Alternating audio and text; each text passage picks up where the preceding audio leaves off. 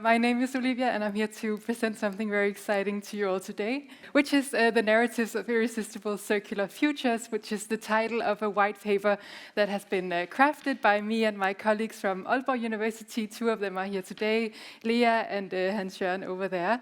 And they have been based on input by the sites throughout the whole project. Okay, so the white paper tells 8 place-specific stories about the processes, about the activities, about the places that you've all been introduced to today in various glimpses. You see there are 8 titles here. I can't go through them all today, that wouldn't be possible, but they frame their stories and they also highlight that we really tell one angle about what has happened at the sites in this project. And my hope with this presentation is that I will pique your curiosity, so when they're published, you will all go and read them, so all pressure on me. Okay, so narratives are a very powerful tool, I think, because they don't only give meaning to our past experiences, but they can also help us to envision an alternative future. But how do we actually tell them and how do we visualize them? Today, I will introduce you to what a desire narrative is by focusing on 3 different aspects that makes a desire narrative.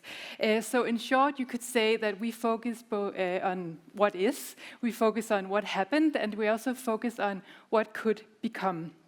So we knew we wanted to foreground the kind of the spaces where the urban transformation had taken place. So we start by asking, well, how can we actually understand place? What is actually there?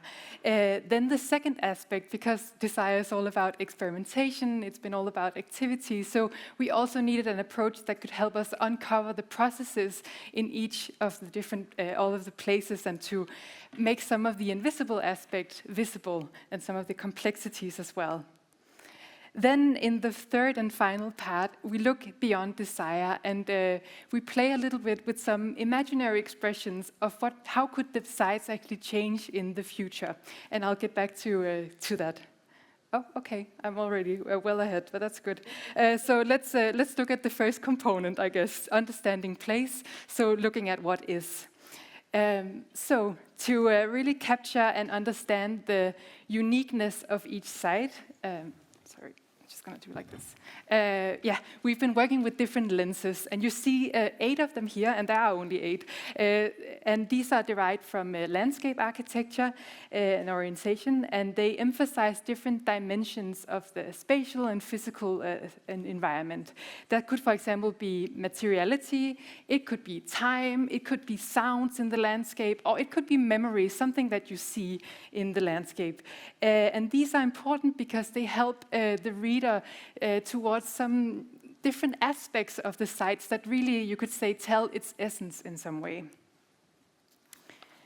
Okay, and these lenses are accompanied by text, they're accompanied by images, and they are accompanied by maps, such as the one you see here. Now, the making of these maps has actually been very important because, you know, it really helps the reader to see the diversity in the sites and their scale. You see different numbers on the maps. They refer to the lenses that I just showed you, and they're accompanied again by images so that you can really get a sense of what does this place look like. And it has, of course, an important impact of how we can then also transform it. And I guess you could also say that it kind of also makes the foundation for the next part of the narratives, which is looking at the place-based activities that had unfolded here at the sites. So, a big part of our role, of my role in the project, has been to also participate in the local activities at the sites throughout. And to also use these experiences, you could say, in the making of the narratives, but also to put them in the narratives to help the reader kind of bridge into their worlds. And they're written from a first-person perspective. And I'll get back to this, because maybe right now you're thinking, well, okay, surely it's not just about participating in one experience and then writing about it, and no, absolutely not. So, of course, we had, as you know, 8 different sites working in parallel across 5 different countries. I couldn't possibly be there at all times. That would have been impossible. So we needed to find a kind of way that we could follow the process and really follow the dynamics that were unfolding at the sites as we were working with making these narratives. And to do so, we have been working with different mapping techniques. And maps and mappings in general are very fantastic, I think, because they can hold relationality and they can hold complexities that other kinds of, let's say, representation can't. So that's what you're looking at here, that result, you could say.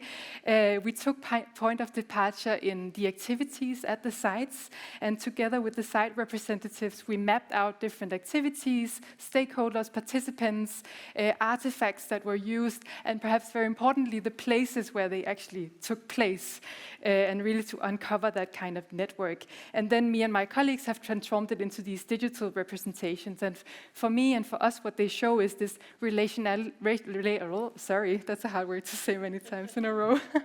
Okay, a relational understanding of the place and what had unfolded in the process. Another example. And I want to say it's very important to me to mention here that, of course, these images and what had happened at the sites can be interpreted in so many ways, right? And this is just one way of showing the dynamics and how we see it with the sites, of course. And they're a place where you could start a dialogue from. You could say they're a place for asking questions, because you can always ask, when you try to represent a network that's complex, there's always something that will remain hidden or that's perhaps not made visible. So it's one interpretation. There's one aspect of following the process that I really want to highlight the importance of, and that is that of dialogue. And I don't mean only in the sense of getting to know each other, which is of course also important, but also as something we've used deliberately in the design process of the narratives. If you remember the field note that I showed you earlier, we have, for example, used them in our conversations with the sites. We read them out loud to really, get into the detail of what was it like to be there during this one activity. And, it was written from the perspective of an outsider, but it created you could say, a foundation from where we could really go into the richness of what was happening. This image is from when we all met in Milan, and I interviewed, in this case, Rydis, about the narrative that we had made to really, you could say, make the process transparent, but also to really say that it doesn't just end with these narratives, right? The story continues, and you could always go into more details with it. But as I mentioned, these field notes, they point to an outsider, someone who was very positively impacted by taking part in the different activities. And maybe right now, you're thinking, okay, so what were all these conversations about? And I've been thinking a lot about how I could tell you the stories about these narratives without telling them all to you, because that wouldn't be possible. So I thought it could be quite special if I instead maybe extend some of those moments that have impacted me from taking part in the activities and that I also brought into the narratives. So I hope that's okay with you. I'm going to start in Herlev, actually, and I want to reminisce some of my excitement that I felt from taking part in the activities there. As Siv mentioned, there have been 6 different artists who have inhabited the greenhouse, and they've been inviting participants into sensing the place from a plural perspective. And the first caretaker, for example, used that of fictional writing. Now we've just tried it out a little bit, I guess, so now you hear how it impacted me. But using fictional writing really as a way of looking, as a way of drawing our attention to places and communicating about them, you could say. For example, we had to write, a piece of writing from the perspective of a non-human, so we had to kind of embody a non-human. I chose asphalt. The second caretaker, Geo, has made this sculpture that you see here on the images, which, by the way, I guess are all taken by you, Sue. I can see the names aren't here. Yeah, but he made these sculptures, but to me, the sculptures, although they're curious, they're not what sticks with me. Instead, what really rests with me is his way of using telling stories about stones, about moss, and using them, you could say, as objects to kind of speculate with. And that's kind of also what sticks with me, I guess you could say. And I know that I will never really think about asphalt or moss in the same way again. And I think there's something about maybe nurturing this kind of awareness of non-humans in our environments, of really maybe provoking us to draw our attention to those actors that we normally might just take for granted or not think deliberately with, letting them play an active role in our own minds, in our own kind of becoming. It's very important to develop a kind of sense of care, maybe sense of care of the places that are around us. Maybe you can imagine my excitement when I then found moss in Skjebio in the site of Riga a few months later, I believe. So this image is from the first resident workshop that you hosted, Rydis and your team, with the residents there in the housing block. And what really rests with me from this visit is how significant, I guess, it felt for the participants. Now, when you don't speak the language, you start to notice other things, perhaps. Maybe that's why I took such great note of it. But people dressed up. And there was a woman who showed off her beautiful pink hair. She showed off her bunny. And to me, the space was really brought to life for a few hours. It was creating this like space to gather, a place where you could exchange idea, where people could come together to kind of co-design and imagine what could the future courtyard look like. And I think it also shows how the potential of these activities can be places where new connections can be kind of solidified, maybe established and restored, and also to see it as a moment where you maybe let go of control and actually go to the place where people live. So I think it was a very impactful moment for me to be part of that. Then I want to go to Amsterdam briefly, because in May, me and my colleagues, we visited you, Diana, and Hans, to speak to some of the neighbors who were part of the citizen-driven groups, the Design and Do groups. And this is an image of me talking to Saskia. And I remember when Saskia, she told me about the challenge that she had observed in her neighborhood. She said that, I feel like we've lost a sense of connection to ourselves, to each other, and to the very places that we live. And I thought, wow, that's a bold challenge to tackle with your initiative. But then she had found a very, you could say, small, maybe it's not small, but a meaningful way of actually tackling this issue. So she has a coffee car, where she can foster these kind of meaningful meetings across neighbors. And yeah, it was a very beautiful moment. And I asked her, well, okay, let's say that you could continue with this initiative in the future. What would I see if I were to visit you again? And she said, well, people will greet each other again in the streets. As simple as that. And I think it was, it's a very beautiful moment. But what it also foregrounded for me was, I've been very curious to understand the local design practice that you have been unfolding in the project. And I must say, I didn't really get it until I spoke to the neighbors there. And there's a word that stands out for me from what we've talked about, which is neighborhood ecology.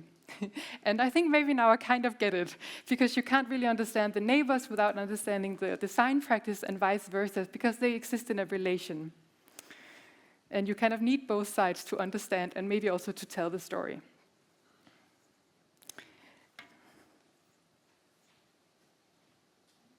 One second, this little sneak peek. Now, the narratives, they tell you these stories that emphasize how you can use creative, artistic, designerly methods to really, let's say, deeply to foster this kind of deep and participatory engagement with places. They also tell about finding the different formats that you can use for multi-stakeholder participation. But then there are also stories about change. And now is the time that I show you this. Because this, of course, brings me on to talking about the final component of the narratives, which looks towards, the future, what could happen beyond desire. And you could say urban transformations, they are concerned with futures in the sense that they go, at least I would say, partially beyond concern events that go beyond our control, right? And that also means that they hold a space to imagine and to play and to tinker with, well, what could a preferred future then actually look like? And we wanted these futures to become part of the narratives. So we've discussed it with the sites, and based on, and we're presenting, you could say, different kind of preferred futures of how the sites could transform. And I want to show you a few examples. This first example is from Cascina Falcao, which we were just discussing in the panel just now. I want to say very concretely what we did is that we prompted the sites to share a written vision of how their site could transform in the future. So let's say you were to go here in the future, what would you see if you could continue with all the learnings that you have emerged through Desire? And then we responded to this by making digital collages and discussing them again with the sites, me and my colleagues. So for example, in Cascina Falkær, in the future, we might see artists, we might see community engagement, we might see a deep sense of care for the local ecology. A second example from Herlev. Here in the future, the droplet might be a permanent fixture in the space. We might see continuous knowledge sharing. We might see harmony with non-humans, and the trees, they might play an active part in the community through shared rituals. And the third and final speculation of the preferred future I want to show you is from Siebio and Riga. Here you might see a courtyard that has been transformed to include different elements that could increase the quality of life for its residents, for its neighbors. And there's a reason that I chose this example, because this is by far the final version of the first version of how these preferred futures could look like. We of course went through different iterations, and I remember when we showed the first version to the team in Riga, you said, well, okay, it's nice, but it looks almost like what we have. And that points to me, right, as a designer, because you had these tall, beautiful trees that are taller than the buildings. If you live in Copenhagen, that's really rare to find, I think. So there's always a sense of bias when we think about futures and when we speculate with futures. That's why iteration is important, conversation is important, and so on. So we went back to the drawing board, of course, and this is what we ended up with. But it also highlights that maintaining this place-specific approach, it takes some thought, and it takes some deliberate way of working with the process, you could say. I'm just going to take a deep breath because I feel like I'm talking very fast. And you're also, okay, I'm getting to the end. Good, that's good. So the narratives are discussions.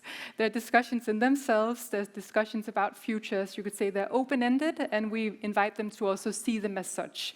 We hope that they can maybe alter some vibrations in the stories that we tell about the built environment, about our living spaces, because narratives are important, and they're important because they shape the stories that we tell about ourselves, about our roles, about our relationship, and about places.